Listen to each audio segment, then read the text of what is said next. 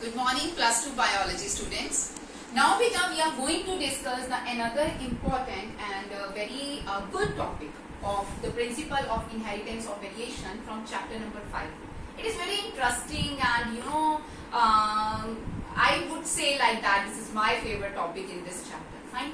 So what is the topic name is Mendelian disorders. We are basically what to come to our mind that we have to treat about and we have to learn about what are the disorders can be caused by the chromosomal aberrations, and when does the mutations has to be occur, they will cause which type of symptoms and diseases among the individual.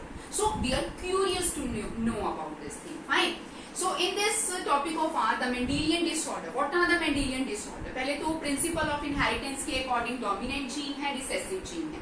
अब हमने उसके बाद फिर mutation भी पढ़ा. Mutation क्या है? Sudden stable inheritable changes among the genes. तो जब जीन्स में चेंज आ रही हैं, म्यूटेशंस हो रही हैं, तो some kind of the disorders might be occurring. So we are curious to know about these disorders. What are the positive factors for these disorders? What are the symptoms involved, and how does it can be treated? Fine. So in the Mendelian disorders, they are determined. The Mendelian disorders are basically determined by the mutations or the alterations of the genes. When there is an alteration of gene, when there is mutation can be occur, Mendelian disorders coming. Fine. So इनमें बहुत सारे examples हैं जी जो हम discuss करते हैं, और examination point of view से, एनसीईआरटी पॉइंट ऑफ व्यू से ये सारे ही इम्पोर्टेंट हैं. जैसे कि हम पढ़ेंगे haemophilia is a Mendelian disorder, cystic fibrosis is a Mendelian disorder, sickle cell anaemia is a Mendelian disorder, phenylketonuria, thalassaemia, colour blindness, they are the very very important Mendelian disorders. And in examination on the question might be coming on hemophilia, it is very important, sickle cell anemia, color blindness का cross आता है बच्चों को. ठीक है जी.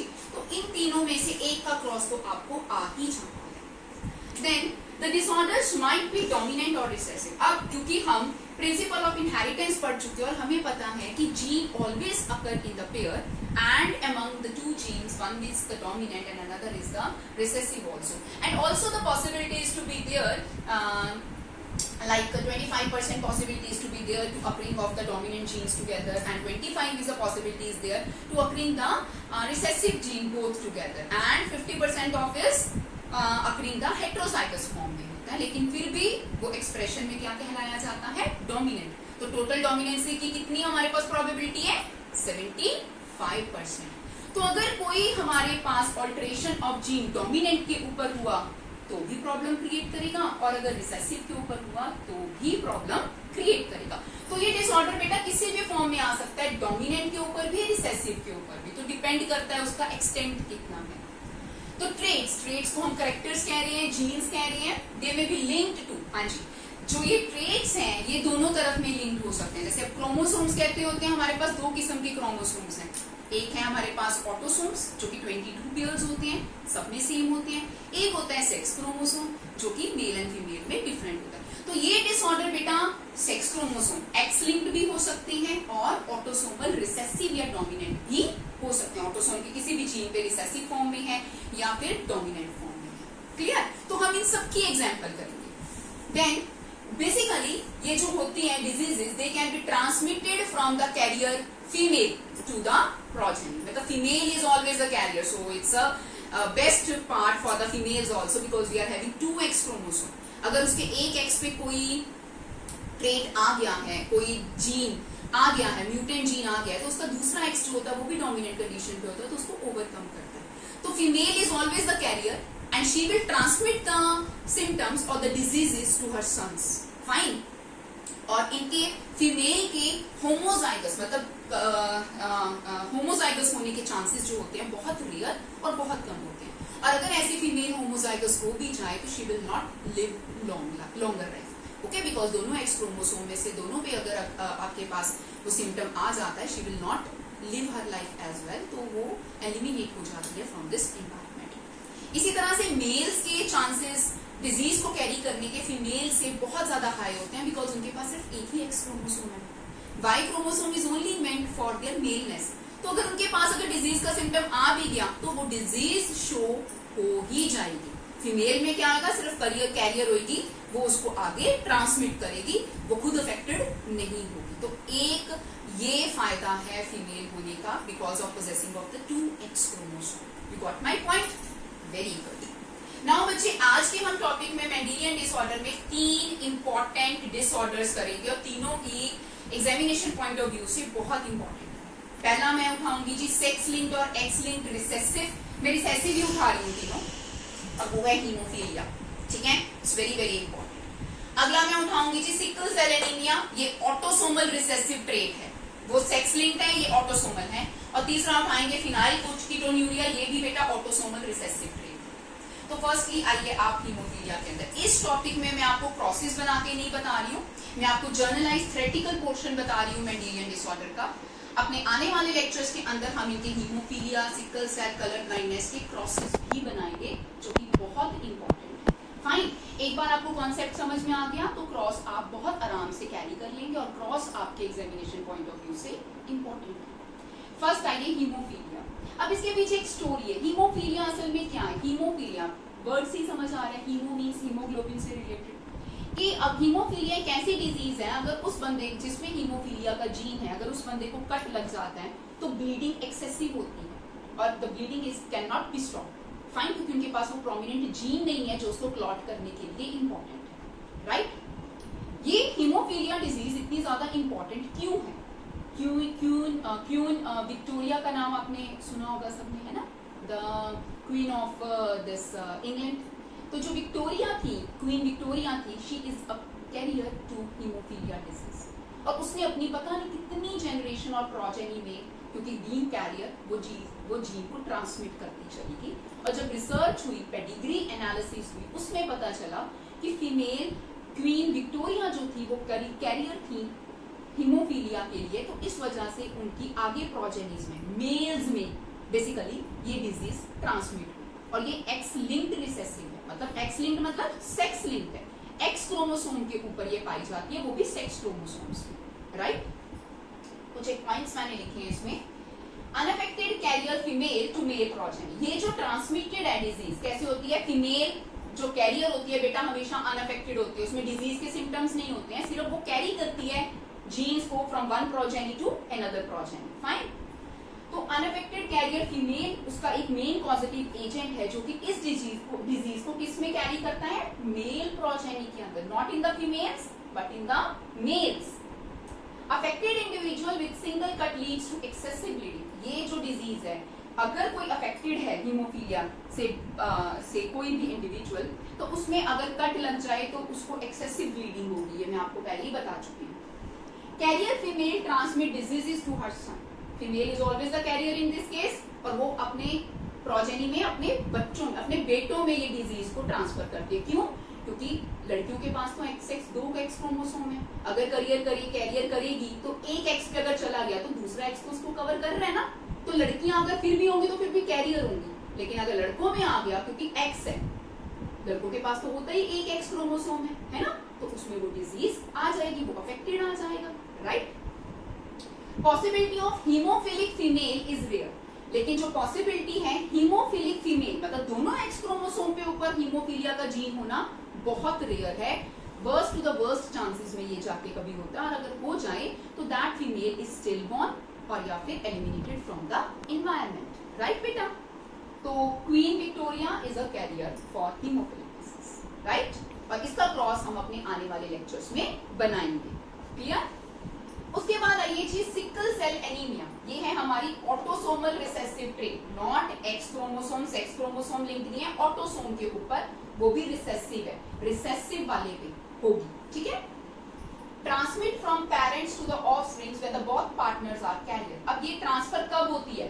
दोनों parents, male भी female भी कैरियर होने चाहिए, हेटेरोजाइगस जिसे कंडीशन बोलते हैं, तभी ये जो सिकल सेल की ट्रेट है वो आगे की प्रोजेनी में ट्रांसफर होगी। अगर एक कैरियर होगा तो ये रुक जाएगी, चांसेस कम है उसके आने के। दोनों कैरियर होंगे तो बच्चे उनके ऑब्वियसली सिकल सेल एनीमिक ही प्रोड्यूस होंगे, clear. Disease controlled by single pair of allele, disease कैसे कंट्रोल होती है बेटा? जो सिकल सेल एनीमिक नहीं है उनके लिए हम HbA ये वाला यूज करते हैं, HbA मतलब इनका हीमोग्लोबिन चेन नॉर्मल है, इनमें कोई सिकल सेल नहीं है। और जो कैरियर होंगे मतलब जो कैरियर है उनके लिए यूज करते हैं HbA HbS, हेट्रोजाइगस फॉर्म आ गई। ठीक है, अब इसमें ये कैरियर आ गया, लेकिन मेल भी कैरियर होना चाहिए, फीमेल भी, मतलब मम्मा भी पापा भी, तो बच्चे सिकल सेल एनीमिक प्रोड्यूस होंगे। और बिल्कुल प्योर सिकल सेल एनीमिया के लिए क्या है जी यूज करते HbS ये बच्चा या ये parent completely sickle cell anaemic है, a pair of single allele है, ओके, पर प्रेजेंट किस पे है, ऑटोसोम्स पे। तो ये देखिए होमोजाइगस कंडीशन मैंने बताया हुआ है HbS हेट्रोजाइगस है HbA HbS, राइट। अब ये डिफेक्ट है क्या असल में बेटा ये डिफेक्ट क्या है, हमारा जो हीमोग्लोबिन होता है उसका एक बीटा चेन है, अल्फा चेन भी होती है बीटा चेन भी होती है हीमोग्लोबिन की, उसके 6th नंबर पोजीशन के ऊपर, जैसे हीमोग्लोबिन की पूरी चेन है उसपे 1 2 3 4 5 6th नंबर पोजीशन पे ग्लूटामिक एसिड प्रेजेंट होता है। ठीक है, तो जिनके पास तो वो ग्लूटामिक एसिड प्रेजेंट है उसमें कोई डिजीज नहीं है, कोई इफेक्ट नहीं है। लेकिन जब ये ग्लूटामिक एसिड किसी म्यूटेशन की वजह से, किसी ऑल्टरेशन की वजह से चेंज हो जाए, ग्लूटामिक को हटा के वहां पे वेलिन आ जाए, VALINE वेलिन आ जाए, तो उस केस में क्या हो जाता है, सिकल सेल एनीमिया हो जाता है। Is a single pair allelic autosomal recessive trait, right. उस केस में क्या होता है, उन बंदों को जो ये कैरियर हैं या उन बंदों को जो सिकल सेल एनीमिक हैं, उनके जो ब्लड सेल्स होते हैं, जो आरबीसीज होते हैं, नॉर्मली हमारे आरबीसीज का शेप जो होता है बेटा बाइकनकेव होता है, इस तरह से बाइकनकेव डिस्क लाइक शेप होती है, राइट, ऐसे। लेकिन केस में जब ग्लूटामिक एसिड वेलिन से चेंज हो गया, तो उस केस में उनका ऑक्सीजन टेंशन होने की वजह से ऐसे सिकल सेल की शेप, ऐसे इरेगुलर सिकल सेल शेप के आरबीसीज बन जाते हैं, तो उनको बोलते हैं हम sickle cell anaemia. It is caused due to defect is due to substitution of change of glutamic acid by valine, right? glutamic acid की जगह पे क्या आ गया, valine at the 6th position of beta chain of hemoglobin, जिसकी वजह से oxygen tension हो जाती है, ऑक्सीजन कम मिलती है आरबीसीज को, किनको, आरबीसीज को, और आरबीसीज की जो शेप है बाइकनकेव से क्या बन जाती है, sickle shape. It is very important from examination point of view. Fine, this is highly important question.